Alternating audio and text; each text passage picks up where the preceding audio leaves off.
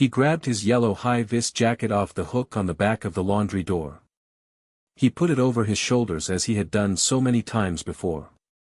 He gingerly zipped it up, his fingers struggling with the required dexterity.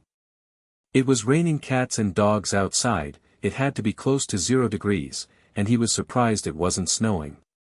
He let out a big sigh, but for him he had no other choice and he had no time to think. He had to hurry.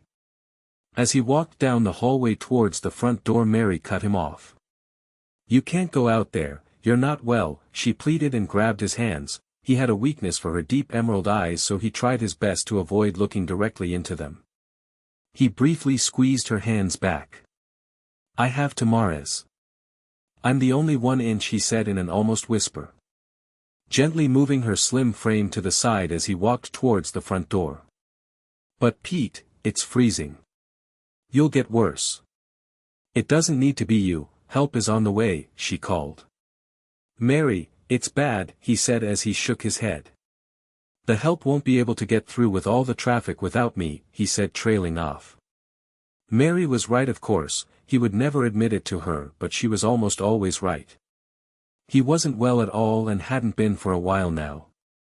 His chest felt tight, he couldn't draw in a full breath without coughing, every joint in his body ached and his heart was beating rapidly. But he knew he had to go.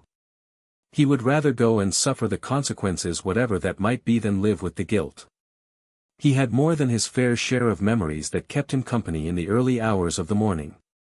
Those times when it felt as though the whole world was at peace except him and his tormenting thoughts for company. He made it to the end of the driveway and impressed himself by only needing to grab his garden wall on 2 occasions. It was slippery from the sleet, but his boots were sturdy. The rain continued to bucket down, but that didn't stop him from doing his job. A job he knew he was extraordinarily good at.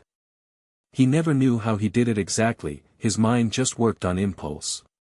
He instinctively knew where cars should go to free up space.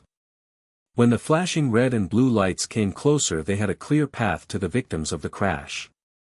As the police arrived, they patted him on the back with big thanks. He smiled on the inside. Without knowing the outcome of the crash, he didn't feel right smiling on the outside.